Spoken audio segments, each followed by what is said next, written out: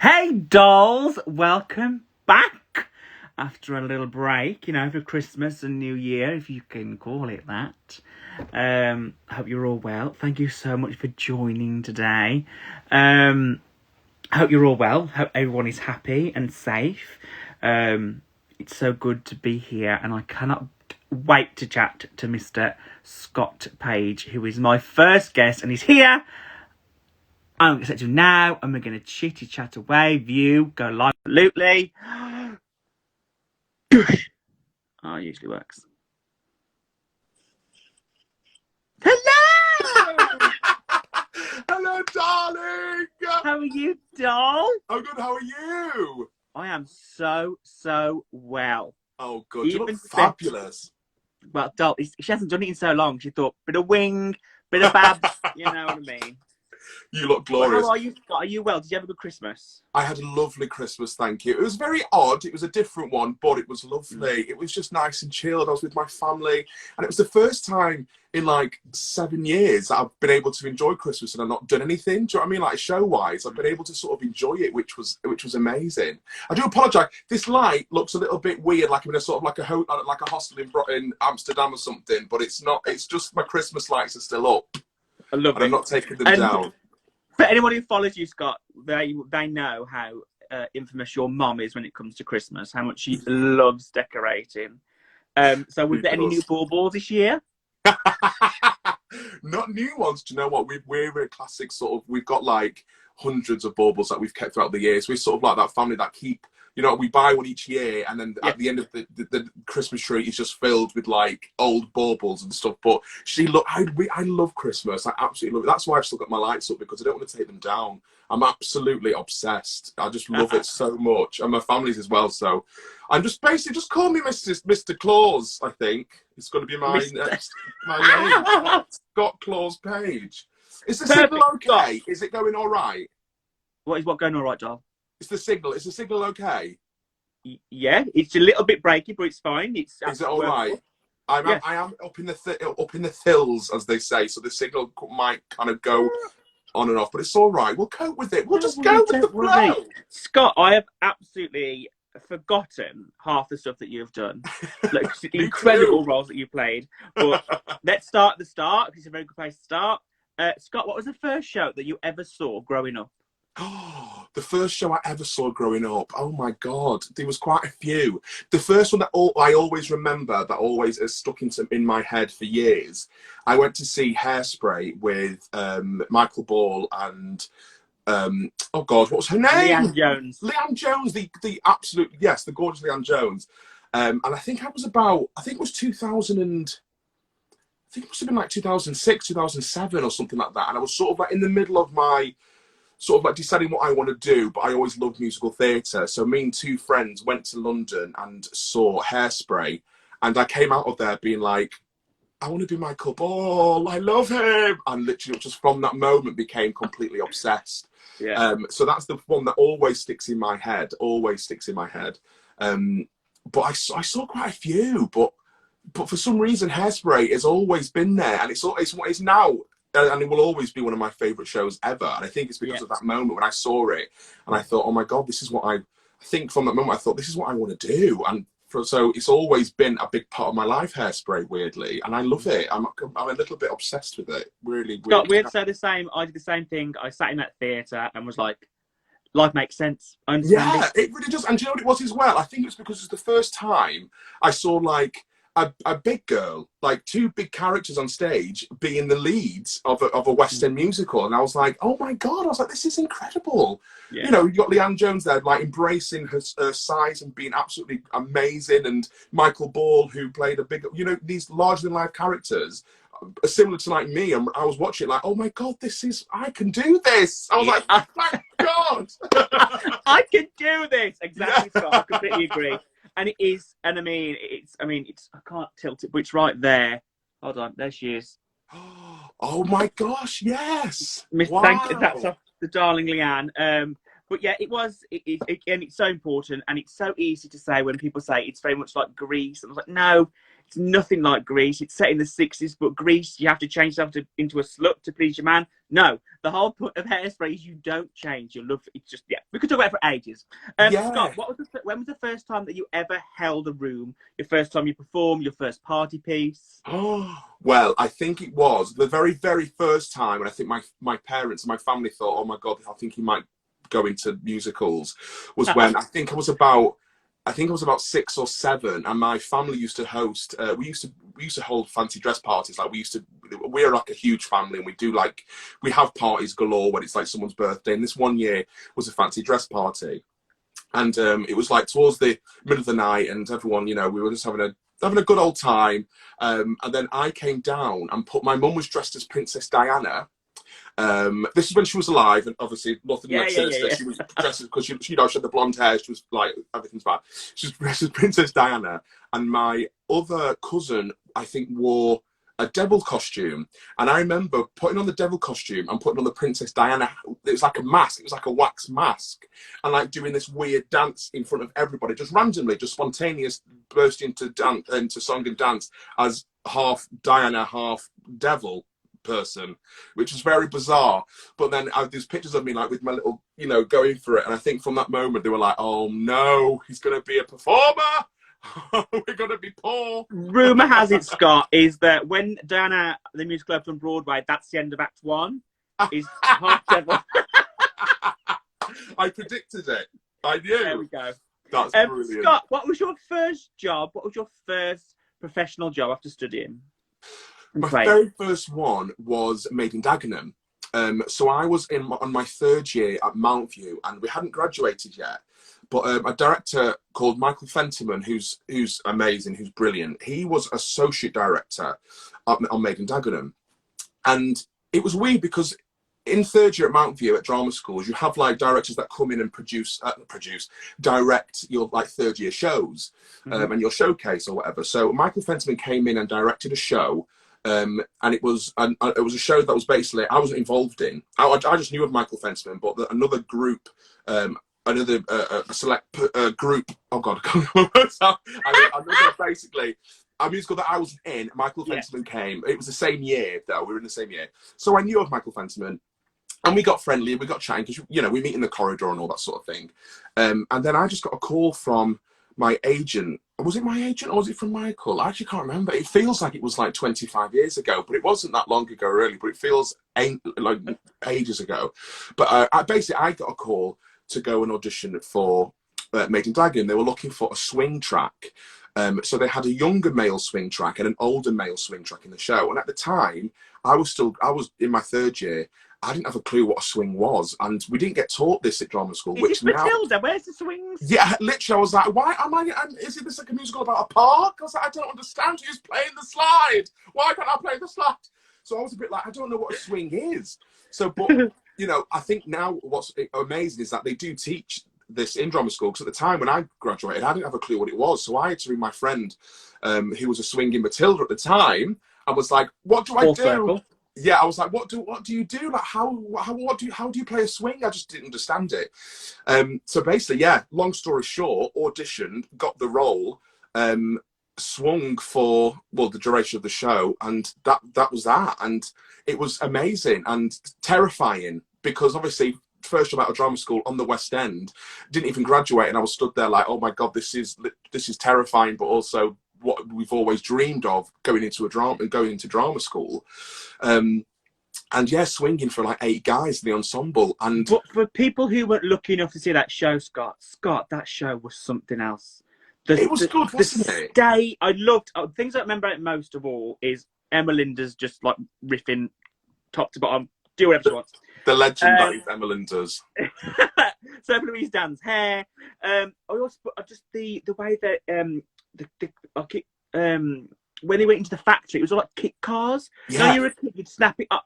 I thought, and the way that the sewing machines came up, it was so slick and fast and so British.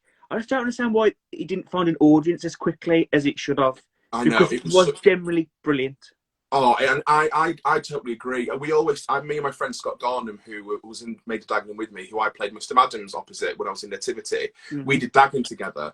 And we always used to say, why didn't it last longer? There was such a, it was like you said, it was so British, and it was like we thought it was going to be like the next Billy Elliot, like that sort of like brilliant. gorgeous, It was so good. yeah, that brilliant British musical theatre. Like it was just like you said, just so British, and the comedy and like the script was amazing. The songs were fantastic. The characters. Please don't move to Belgium. Yeah. Belgium. It's incredible.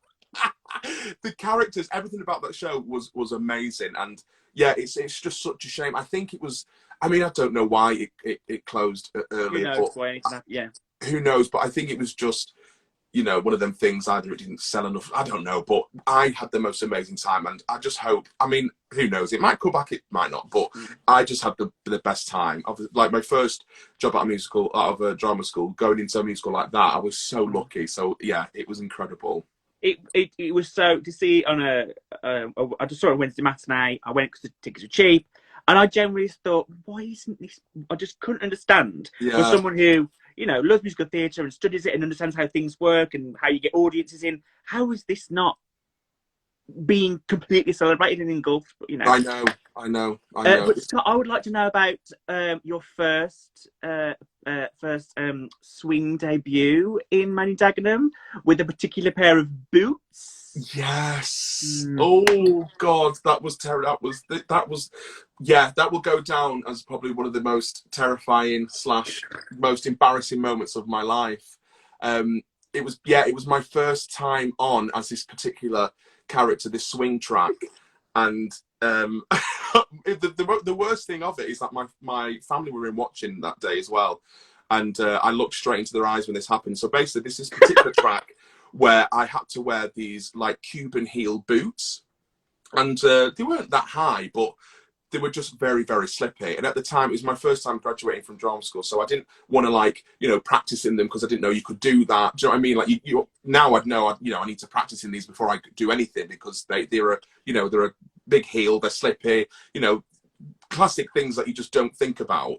So I did my track, and there was a particular moment where I do a little guitar solo and I run off stage, and I did so and just fell on my arse, but like one of these horrendous banana slips, like went straight into the air, crashed down, the whole auditorium shook.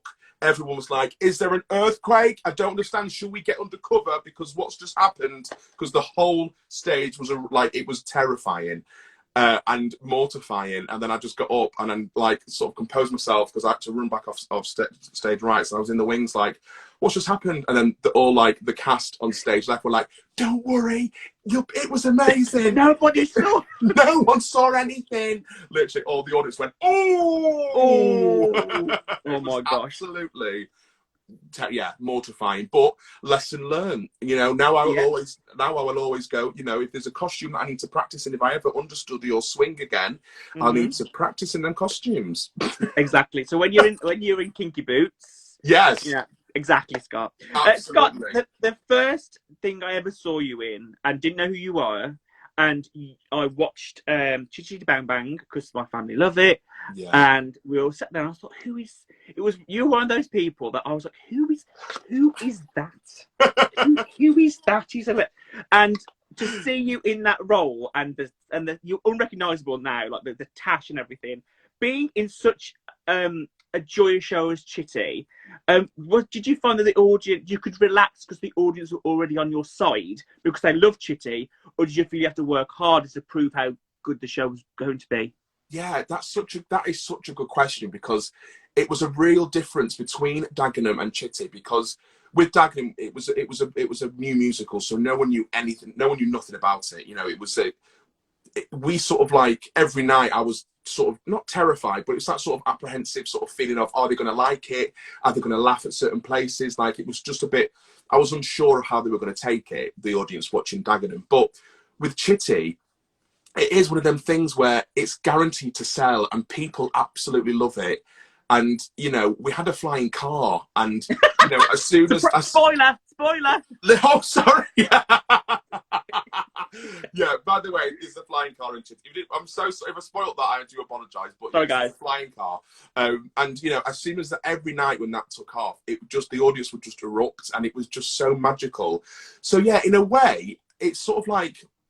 you still do your best, obviously, in any show you do, and you know, it's sort of like you can relax a little, you can relax slightly because you kind of go, you know, the audience are loving this. It's Chitty Chitty Bang Bang. Everyone loves Chitty, but then you know, you sort of got to go. We're still doing a show, and you still got to perform, and you do your best, and people are still paying, you know, a lot of money for tickets. So, you know, you do all that. But yeah, it was sort of from just the difference between Dagenham and Chitty was very different. You sort of like, yeah, you sort of do sort of relax a bit and go, oh, I can sort of enjoy this and not worry like how the audience is going to take it because it's Chitty and everyone loves it. So yeah, I never thought about that. No one's ever asked me that question, but yeah, that's very interesting. Yeah. I think one of the things I remember mostly about your performance in Chitty is one. I don't remember. I only saw it once. You were in a swimsuit, and there was you were a bush. Yeah. The costumes were just mental. The costumes were insane. What I'm going to do? Someone just said the signal's quite bad. What I'm going to do is.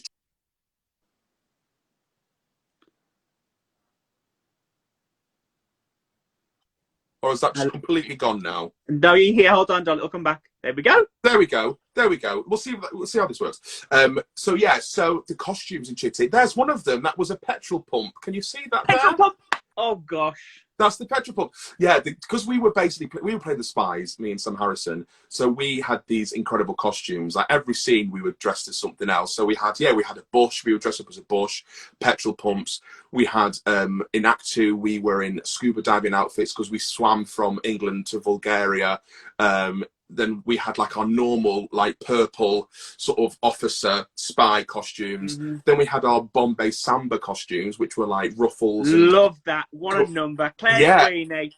So underrated, I think, as a song. I mean, do you know, obviously Rob Madge, the legendary Rob Madge on Twitter, Instagram, he was watching the making of Chitty Chitty Bang Bang when it went to the Palladium for the first time. And he played the Bombay Samba and he was like, this is such an underrated song. And I was like, it absolutely is. This is such a tune.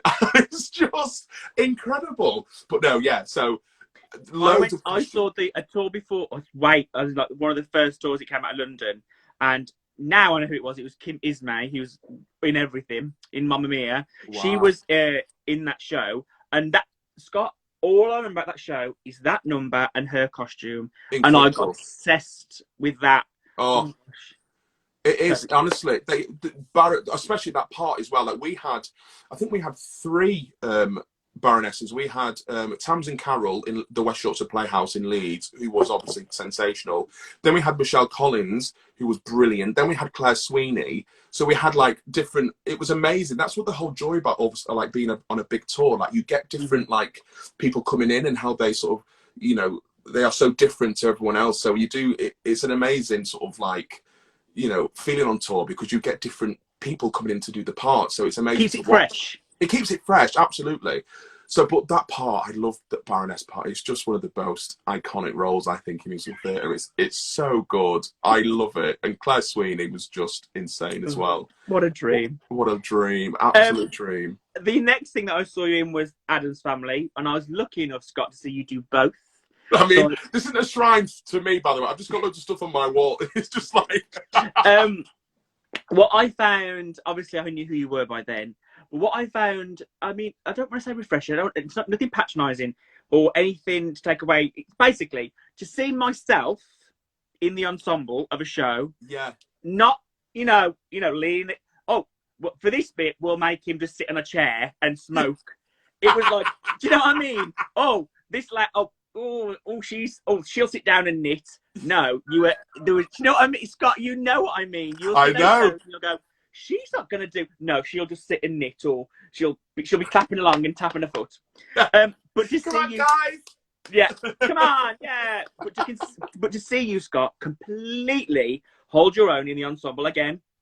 One, single sensation, all as one, brilliant. And I think it made me go, gosh, it is, again, I find it so diverse, that cast. And I know we should be talking about it right now and the whole, diversity, but to see a more, fuller figured lady on stage in the ensemble, I was like, I could not take my eyes off you, and it was hilarious. Oh, but thank you. did you feel being first of all in the ensemble, and then we'll talk about Festa? Yeah, well, I mean, I'm the same with you. Every time I see a show or I see something on television and see a fuller figured person doing what everyone else is doing, I kind of just, I just love it. I absolutely love it. It was the same. What was I watching the other day? And I saw, was it Anne Juliet? And I thought, oh my God, some of these ensemble ladies are like, just like gorgeous, like bully, like curt, but like absolutely going for it. And I love that so much. I absolutely love it. So when I got, so I was up for obviously First Cover Festa ensemble, and it was Alistair Davis choreography, who is like, I was like, I'm not going to get this. I was just saying to myself, I was like, I can't do his choreography. I was like, he's just so epic and just such an unbelievable choreographer. I was like, I won't be able to do it. I was like, you know what? I'll go to the audition. I'll see what happens.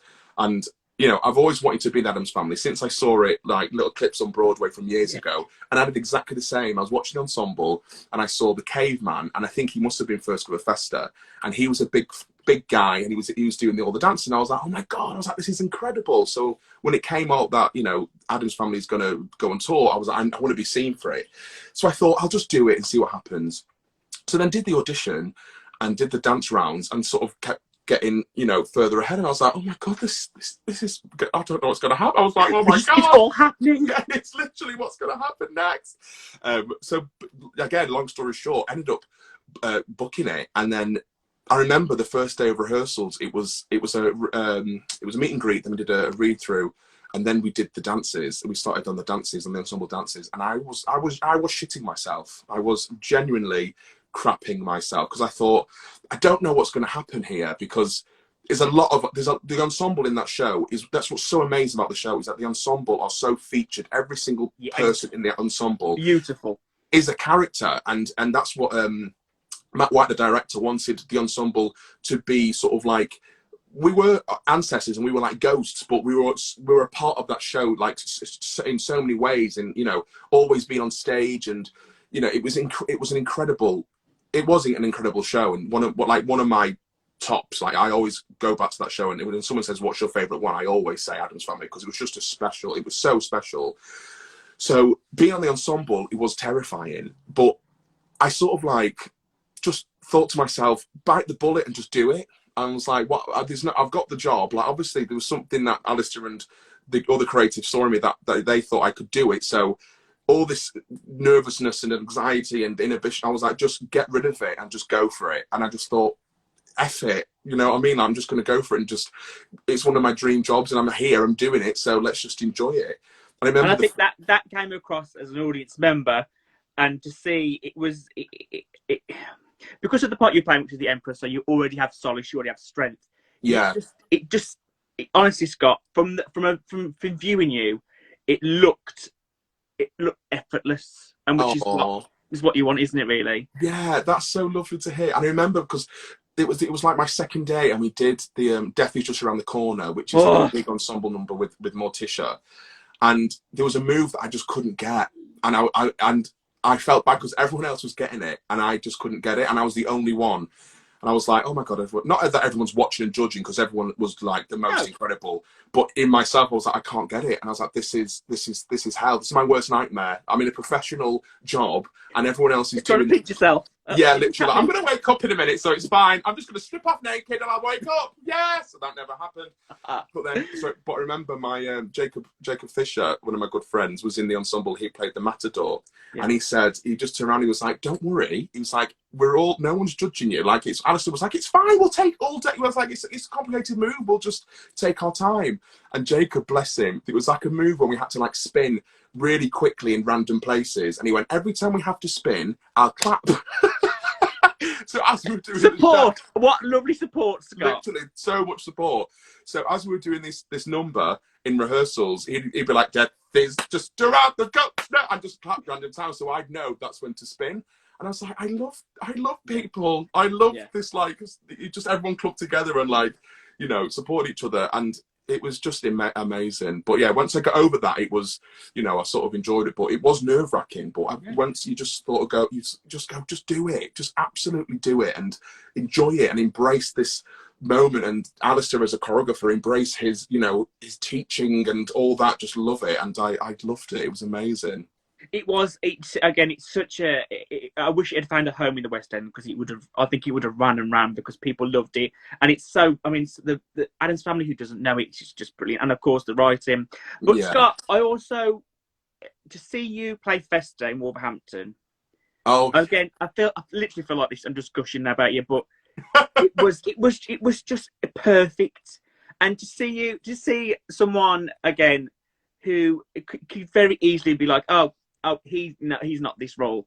It was perfect. You got the comedy, you got the empathy more than anything, and it just was great, Scott. So having that mate, when you got told that you were going to, obviously you were swing understudy, and then you went on for like I think you did a full week, 2 weeks in Wolverhampton.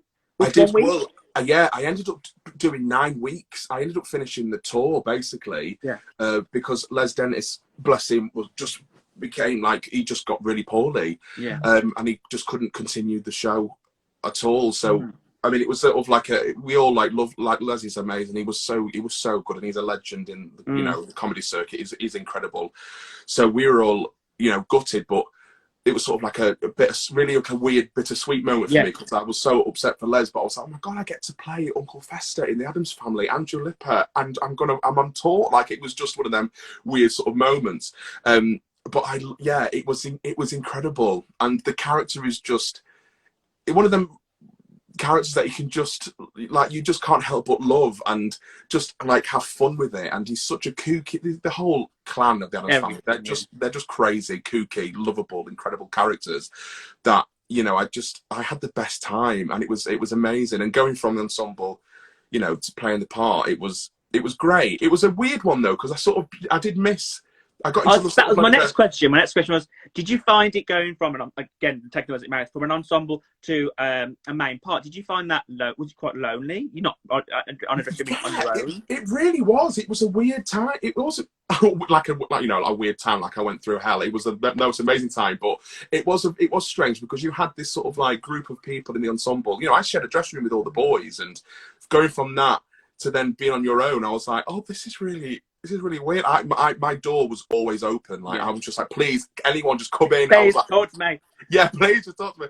It was strange. It was very, very odd. But just one of those things where you can look back on it and like learn from it, and, you know, just think, I had these incredible memories, and how lucky was I to go from the ensemble to halfway through a tour to play one of the leads and carry on and continue until it ended. It was just brilliant. But also, it's testament to you, Scott, because a producer could very easily have gone, okay, let's use available, but they knew you could completely hold it.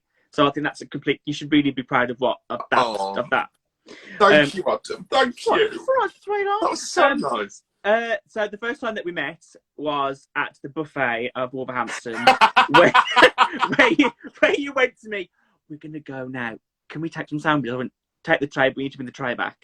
And that tray, I was like, I love him dearly. There's a picture somewhere. It's just, that is, again, such a wonderful memory of Addams Family, is you playing Uncle Fester. So Scott, we have so many things in common. First of all, we're always hot. Yeah. I'm hot now. We always love a scarf. Here we go. Carrie Hope Fletcher, when we stole a tray of sandwiches. Yes, Carrie Hope Fletcher. She came back to see Ollie in Panto, and I was like, do you remember the tray? Because they're still bollocking me about this tray. Because I think I kept the tray, and I was like, oh my God, I didn't bring the tray back. I was like, I've still got the tray. And I was terrified, like, I've got to get this tray back to Adam. That was brilliant. Me and Karen and Ollie went back and just literally had a little buffet to ourselves. It was fantastic. Perfect. So fantastic. Go on, darling. Sorry. It's all right, doll. So we've done so many. Again, always hot. Love a Pashmina. Yeah. We've both played Edna. We've both played Nicely Nicely. Oh. And we have both had accidents on stage in cars. It's really? Harry said it's still at the digs. Put me somewhere. So my story is, and it's legendary in Wolverhampton. We were doing Jerry Mitchell, ish version of Legally Blonde. Sensational. And I was playing the part of elf, no, playing part of the dad. Oh, lovely. And we were like, one of the lovely girls who was in the ensemble's dad owned a golf cart. So we had a golf cart on stage. And I said, listen, guys, I haven't passed the driving test, not very comfortable. It's a rake. You'll be fine, Scott, as you well know in Legally Blonde, at the end, towards the end of Act 2, there is a massive number called The Remix, where it's sort of like, get out the way because Legally Blonde. Yeah. So, Wednesday matinee, packed house. Packed house. Get out the way because she's legally blonde. I ran Elle Woods over in a golf cart. No. Now, if you remember, Scott, if you've seen Legally Blonde, she goes, Mum and Dad, and the music stops. all people heard was, and me going to a full packed house on Wednesday matinee. Oh, fucking hell, I killed her. Dynamite. Yeah, but she was fine. Katie Asprey, she's fine, she's on it. But I want to know about your. I want to know about your car crash on stage, Scott Bird. Scott Paige, even. Mine's not as exciting as that, I must admit. That's Sorry, brilliant. Dom. That is brilliant. Mine's mortifying as well.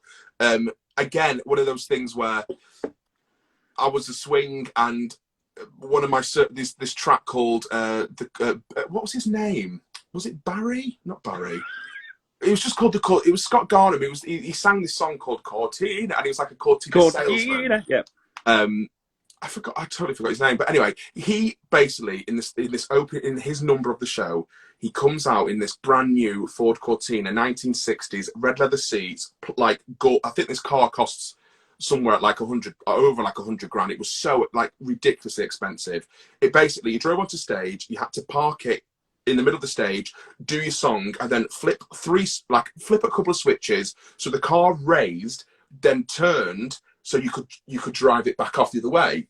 And I think it was an automatic. It was like sort of like a stop-start sort of thing. And I don't drive, and I learned in an automatic. Evidently. Yeah, years ago, and never passed my test, and just never just thought of doing it again. So this happened 3 times. So I drove the car on, did the thing, managed to turn it back off, and then just drove it in the back of the set. I'm quite fast as well. I'm gonna say it wasn't just sort of like it was sort of like, it was fast, because I was like, get me off quick, I need to change. And then so this happened three times, and I crashed it. I crashed this Ford Cortina vintage car in the back of the set, and would never live it. I don't think I'll ever live it down, really, because I was absolutely mortified, but it happened, and you live and you learn. You live and you learn. And I've never been behind a car wheel since, and I don't think I'll ever will, because I'm terrified. Some people are born to drive, and some people are born to be driven. Exactly. Scott, another thing that we share is obviously Nice and Nicely, and you talk about, you mentioned that you watch yourself back as Nicely, thinking that you were the dogs singing Sit Down, You're Rocking a Boat, and what did you think? I sounded like, I'm going to say something like a bag of shite. Or like, do you know when you hear foxes are making love outside your window at 3 a.m. and it's like, ah! And it's like, what's that? And your voice broke, Scott? I think it was sort of like weirdly it was one of my very first, from primary school, like Amdram, my first Amdram show I ever did, and I played Nicely. And yeah, I was like, oh, this is great. Sit Down. It was quite a gospel number. I was loving it, thinking that I sounded like Whitney, and it was honestly like Beth Ditto on crack. It was absolutely awful. But no, I love that. And again, because it was my first show, like Amdram show, I love Guys and Dolls. I've loved it since doing it. Since then, like, it's always, it holds a lovely little place in my heart, because I love it and I love the part. But yeah, looking back, it was dreadful, absolutely dreadful. You say, as we both share love for Hairspray, and to get to play your dream role, not a dream role, a role that you really adore, which was Edna. How did you find playing that role, and what age did you play it? I think I was in Pendleton, and it was in second year you do like 3 shows for your end of year shows, basically. You leave in Mountain View, you're going to go into drama school, but you do 3 shows. It was Little Shop of Horrors, Hairspray, and High School Musical, which was great. Get your head in that game. a straight coach. I was like, yes, son, let's play some basketball. And then obviously Edna Turnblad. But I loved it because it was my first time playing. It was weird because with Edna, it's not. People say it's like drag or like you playing. It's really weird, isn't it? It's sort of like balance between you are a human, like you're not a drag. You're not a drag queen, and you're not playing. You are playing Tracy's mother, and it's one of them things where I was like, oh, I can be all like sassy and be like put like some contour on my face and be like a drag queen, but I was like, no, it's not that at all. I'm so relieved you said that because you are so right. Edna is, as Harvey says, as Michael says, even Brian Connolly says, when he's on stage, Les Jennings, who we played opposites, everyone must treat me like I'm a woman because I am a woman. This isn't like Panto Jane Waka Waka. Yeah. I am a woman. Absolutely. Yeah. I 100%. And it was amazing. It was just such a lovely, crazy, gorgeous experience to do that. And I was about 21, was about in my 20s, I think. So, I had like these gorgeous heels that I had to practice in and these like amazing outfits. And that's the good thing about Pendleton is one of them schools where, a lot of people who are northern and from Manchester in the business now, they've been to Pendleton or they know of Pendleton. It's a gorgeous, it's an amazing community, amazing sort of college in the up north for performers, and they put quite a lot of money into the shows and stuff. So although it was a college show, I thought it was just like, this is like amazing. This is like being in the West End. I was like, I'm loving it. So no, Edna was just a gorgeous part, and hopefully when I'm like old enough, I'd love to revisit her again. When Mr. Ball gets bored of donning the wig. Yes, absolutely. So I want to talk about, it's only because it's on your little YouTube channel. I got to see your clip of the producers God. And that was at Mount View, wasn't it? That was one of your final shows.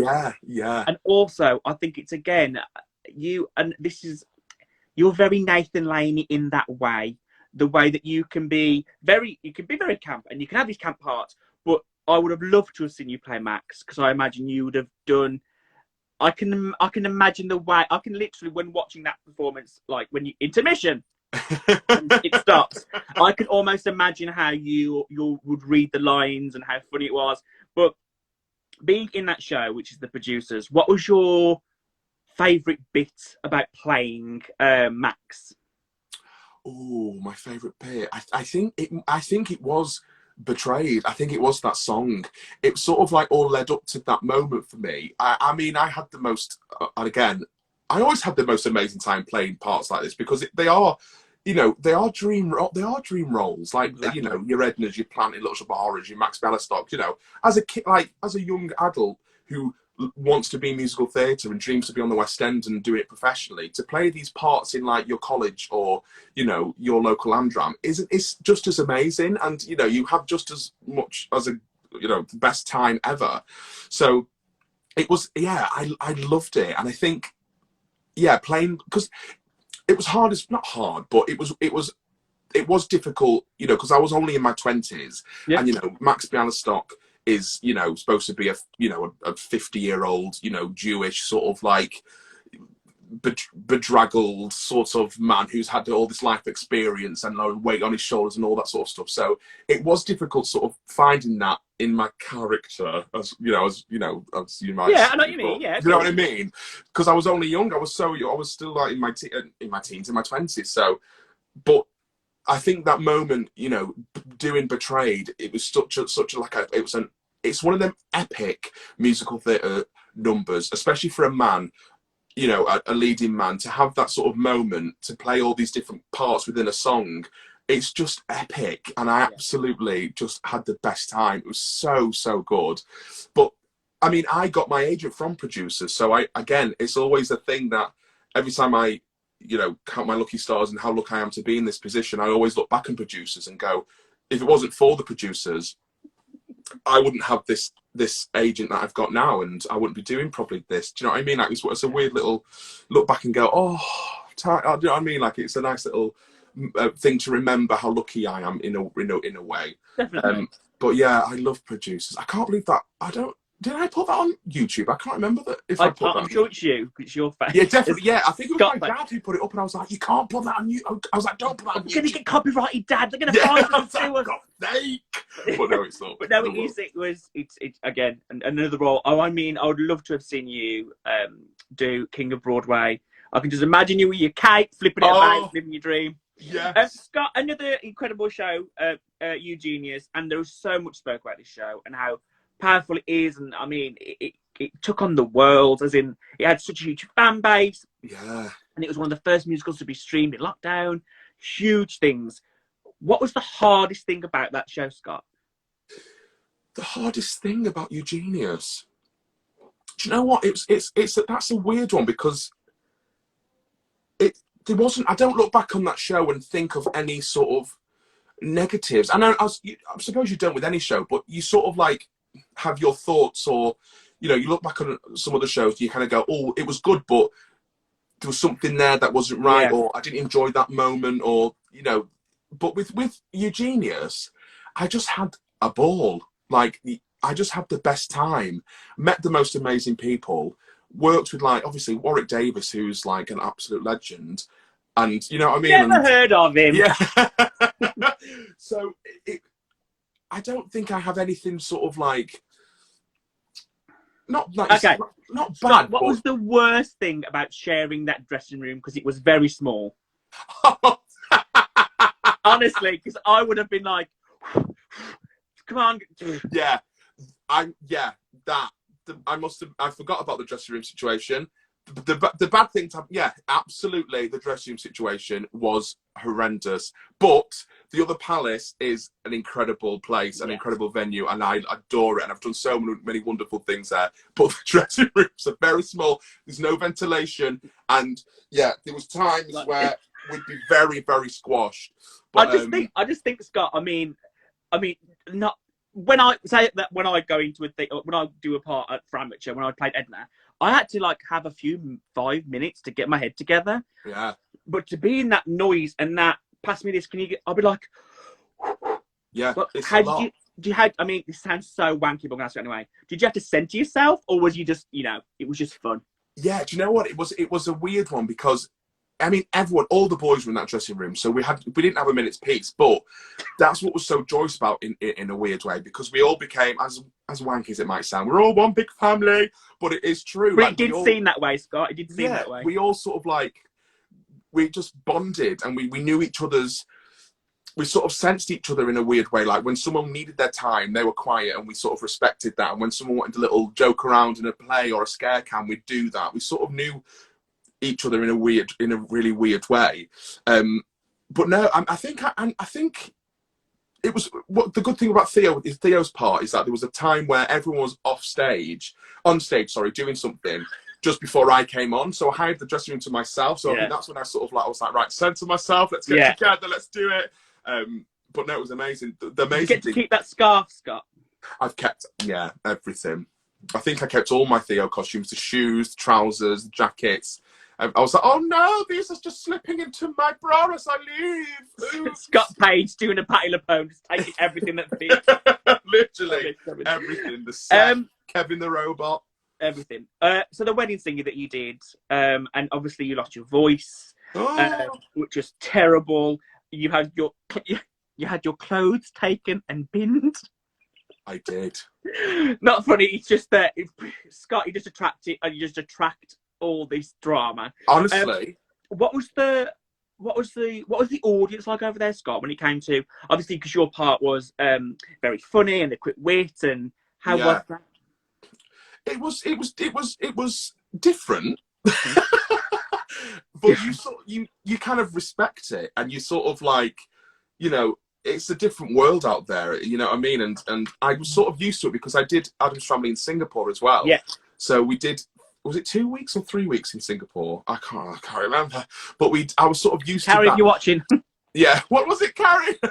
But I was used to that sort of reaction, and, they find it disrespectful clapping in the middle of a show. So they always wait until the end of the show. So you'd hear nothing, not even like titters of laughter. You sort of, because they just want to enjoy the show. They think if you hear any noise, if the actors hear any noise from the audience, it's deemed as disrespectful. So they're so polite and so, you know, it's just a different world, but it's such an experience. Like to experience that is just unbelievable. So yeah, with the Wedding Singer, it was it was great, but because the Wedding Singer is a comedy, and you know, and my part especially was I had this song, you know, if you know George, Move Your Thing with Grandma, when it's literally him and Grandma just breakdancing and being stupid on stage, and you look at the audience and they're just like, those RuPaul crickets. Yeah, literally, you can hear moths farting, and it's like, okay, well, just that's how it is out here. And you know what? You sort of go, brilliant. Like, it is what it is. Like, it didn't affect any one of us because we sort of understand their, you know, their culture and everything about it, respect it. So it was brilliant. It was an experience, and I'd never forget it. But then the most amazing thing is at the end of the show, they'd be on their feet, being like, whoa, and like taking pictures because they're allowed to do that there. At the end of the show, so it was just brilliant. Yeah, at the end, literally like, thanks for watching, guys. Hashtag Scott Paige. Scott, the last thing that I was able to see you in before I started in Panto was the Nativity in Wolverhampton, and it was. I think I saw the first show, like one of the first, the first preview. Did you, Scott? I'm gonna gush. Scott, you have funny bones. My friend Pippa was dressing backstage, and there was a bit where you went something about whale, and you did a whale noise, and she said, "Adam, all I could hear was the echo of your laugh bouncing off the wall." Scott, so funny. One question: what's it like to work with children? Because they say not to. Don't ever do it. No, please, no. Honestly, those kids, I don't know where they get them from. But that's what's so amazing about Debbie, is it? Who's the director of the films and the stage show. She gets these kids that are just so, like, not saying that all, not children are real, but they're so authentic and genuine. And, like, they're all from Coventry and up north. So they've just got this weird, like, they are actors and they are performers, but they're just, you just can't, you kind of, sometimes I just forgot that they were, like, they were little children, like, I thought they were just kids from St. Bernadette's. And do you know what I mean? Like, these kids are so talented and so funny and so, like just gorgeous little tiny humans. And they're brilliant. And without the show, I mean, it is nothing. And, you know, I always think back, at my age, the way they did that show, and when I was that age, I was literally just discovering, you know, Pokemon and discovering like how loud I can fart and it being really funny. But these guys are on stage doing a full-on Nativity, and just epic. They're amazing. I used to watch the Nativity and just watch them and be like, these kids are amazing. It can. I'm not going to spoil it, but what happens that one particular part of the show, which you tell the audience to do something. Yeah, I was in bits. Yeah, It was in September, Scott. I know, and I was in bits. I thought, God, she's so magical. Magical. Scott, we're going to have to move on, doll, but I want to ask you one question about Panto. What was your favourite thing? What was your favourite line that you had to speak as an ugly sister? Oh, God. Can I mean, I've said what I've got. Pretty sure this isn't the BBC. Scott, go for it. There was a couple. The first line I came on stage, I said, I think is Oscar here? Is he watching? I think you're told to put your eyelashes on. Oh, there was the one where I'd come out and I'd go, oh, sister, look over there, my perfect man, 2 bollocks and a pulse. That was my very first line, my opening line. Soon to be at the Palladium. There was another one that I enjoyed saying. I can't remember what it was though. It was I can't remember. The thing with Panto is that the script was just so funny and like hilarious, but we sort of like added a few little things some nights. Do you know what I mean? Like it was just so we had to, oh, here he is. Ah, sister. Working with Oscar as well is a career highlight for me. It absolutely is. He is a sensation to behold, that boy. Scott, did you get to see him in Only Fools and Horses? Well, no, I've not yet. But I saw him do it at West End What's on Stage Awards. But the very first time I watched him do it, and I was like, Oh my God, this boy is insane. I know he's insane. Olivier Award nominee. Olivier Award nominee. Right, Scott, quick fire questions. Are you ready? Oh God, yes. Hot or cold? Cold. Walk or run? Oh, can I say Uber? Yep. Dance or sing? Sing. Give or receive? Give. Meat or veg? Meat. Night in or night out? Night in. Coffee or tea? Tea. Play or musical? Musical. Lily Savage or RuPaul? Oh, Lily Savage. Cats or dogs? Dogs. Beyonce or Celine? Celine. Celine or Mariah? Celine. Celine. All the way. Hugs or kisses? Hugs. Day or night? Day. Sondheim or Weber? Oh gosh. Weber. Peters or Lapone?